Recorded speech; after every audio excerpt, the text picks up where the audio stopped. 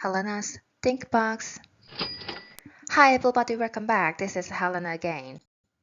Today I'm preparing contents about Abbvie. I chose Abbvie for this week's topic because first, it has a drug, Humira, which was the world's best-selling drug before the pandemic. During the pandemic, Humira was pushed out by COVID vaccine and dropped to second place, but it was the world's best-selling drug. And second, Abbvie has a simple revenue structure with a relatively short history.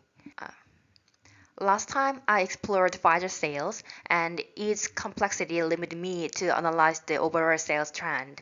So this time, I wanted to choose a company with simpler revenue structure, easier analysis. The last reason is there have been several news pieces about Abbvie preparing for the next generation of the company. So, before moving to the next chapter, I would like to summarize Abbvie's performance on this channel. And personally, I'm interested in aesthetics, and Abbvie is also famous for its aesthetic portfolio, unlike other pharma companies. So, Abbvie is at the intersection of my personal and professional interest. And before moving to Abbvie's sales performance, I want to introduce its history. Once upon a time, there was a pharma company called Abbott. Actually, it still exists.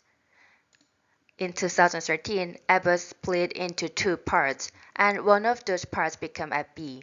Through this spin-off, Abbott retained its brand generic, medical device, diagnostic device, and nutrition product portfolio, while Abbvie acquired some brand products such as Humira and Caletra, as well as biologics pipeline similar to Amgen. When it was founded, Abbvie had a powerful immunology product, Humira, and some of oncology and hormone-related products. Then it started to expand its portfolio by merger and acquisition.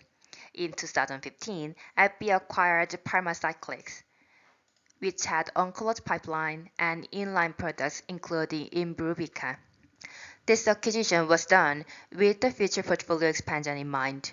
In fact, Abbvie launched Venclexta in 2020, which is for leukemia patients like Imbruvica. In 2020, Abbvie acquired Allergan. Allergan had a completely different portfolio from Abbvie. It was recognized in aesthetic, neuroscience, and eye care. The popular products in aesthetic is Botox Cosmetic, the wrinkle eraser. I bet everybody wants to stay young knows about Botox. I've even had Botox injection between my eyebrows to prevent wrinkle. Anyway, there was good signals with the acquisition of Allergan in neuroscience portfolio. For example, Allergan's Ubrelvy is a migraine drug, and Abbvie launched Qalypta in 2022, which is also a migraine drug. Allergan made Abbvie's landing softly. Well, although there have been several mergers and acquisitions, immunology sector, which includes that Humira, remains the most important part of Abbvie. Here I wrote Humira is the founding father of Abbvie. It was the #1 best-selling drug in the world, and before acquisition of Allergan, Humira accounted for about 50% of Abbvie's sales. You can see that Humira has the largest pie in every year from 2020 to 2023 in following three charts. Achieving such a high percentage of sales from a single item is truly unique, even compared to COVID products. Actually, I want to say that Abbvie is a Humira kingdom. Humira is almost everything to Abbvie. Let's see how Humira affects on Abbvie overall sales trend. This is Abbvie sales graph in the US from 2020 to 2023.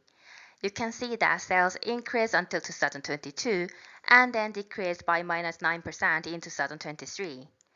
I think you already have an idea of which product caused this drop, but let's take it step by step. This graph is Abbvie's sales graph split by therapeutic area. The most interesting point is that the sales trend of immunology sector exactly matches that of overall US sales. Other TAs are going up and down, but they are too small to affect overall sales trend. In immunology sector, there are 3 products, Humira, Skyrizi, and Rinvoq. All of these products were developed by Abbvie alone or through collaboration. Among these, Humira is the main driver of the trend, but I also want to highlight Rinvoq, because Rinvoq has similar indication with Humira, and it is non-steroidal oral dosing drug for atopic dermatitis. This is also a hot drug. Nevertheless, Humira ranks first by a huge margin. When sales are split by products, you can finally see other products on the graph, but Humira is unparalleled. Therefore, Humira's decline in 2023 led to a decline in overall Abbvie sales, despite significant increase in sales of other products. I'm only covering US sales today, but I'm sure that this trend is repeated globally. Let's look at quarterly sales graph to find when sales began to decline in 2023. This is a quarterly sales graph of Abbvie in the US from 2020 to 2023. You can see there is a seasonal effect with a dip in the first quarters. However, the decline is quite large in the first quarter of 2023, and it did not recover as much as in previous years. This is because Humira biosimilars were launched, and this is already covered in my other videos. Interestingly, despite the decline in sales of the original Humira, its volume market share remains. Humira only lost 2% of volume market share. That means its price may have decreased significantly. In fact, Humira sales decreased dramatically in 2023, and the portion of total sales also decreased. Since the launch of biosimilars was planned, Abbvie was supposed to prepare for the decline in sales. To examine their efforts, let's look at sales trend excluding Humira. Excluding Humira, you can see that Abbvie also worked hard. Immunology sector, to which Humira belongs, has increased by more than 300% compared to 2020, and the neuroscience sector has also increased after the acquisition of Allergan. Personally, it's a bit disappointing that Allergan's Pride, Botox, and cosmetic sector did not increase much. The aesthetic market is a market where users have choice and can expand more actively than the existing pharma market, so this sales stagnation is somewhat disappointing. Of course, from my perspective, who regularly get Botox, it would be better if there were high competition so I could get Botox at a cheaper price. I will also talk about Botox later. By product, we can see that sales of both immunology products, Rinvoq and Skyrizi, have increased significantly. Neuroscience sector is also growing rapidly with Allergan's Braider and Ubrelvy and the new launched Abbvie's Qualipta. Other sectors such as oncology, aesthetics, and eye care seems to need strategies to increase sales, such as strengthening their portfolio. One way or another, sales did not increase as much as Humira's decline. Will the era of Humira Kingdom come to an end? To prevent this, Abbvie is preparing post-Humira era. Firstly, Abbvie acquired 3 pharma companies to reinforce its portfolio in just 3 months. For a brief explanation, last November it was Immunology, which has oncology product and pipeline. Its product Elahere targets solid tumor, while Abbvie's existing products mostly target leukemia. Elahere could be a starting point to expand Abbvie's oncology sector to solid tumor. Last December, it was Thearapeutics. It sounds similar to cerebral, the brain.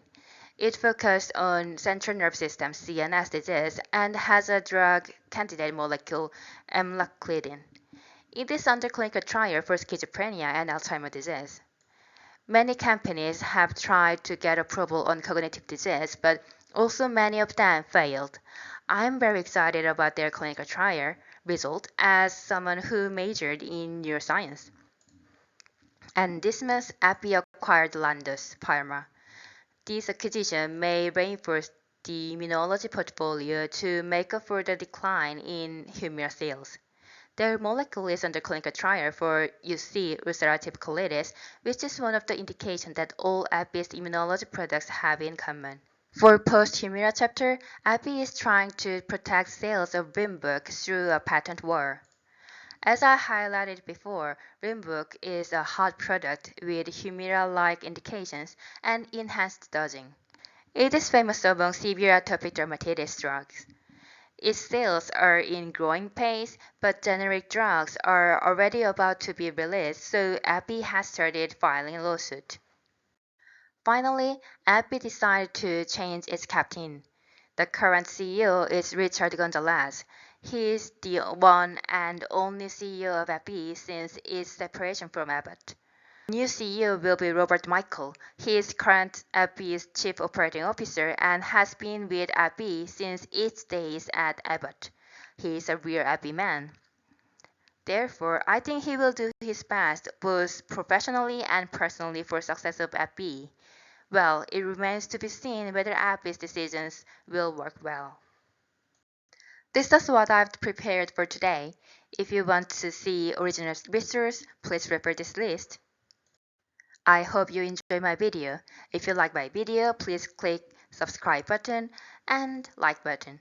Or you can send me offer letter too. I'm open to work. Thank you for listening. This was Helena.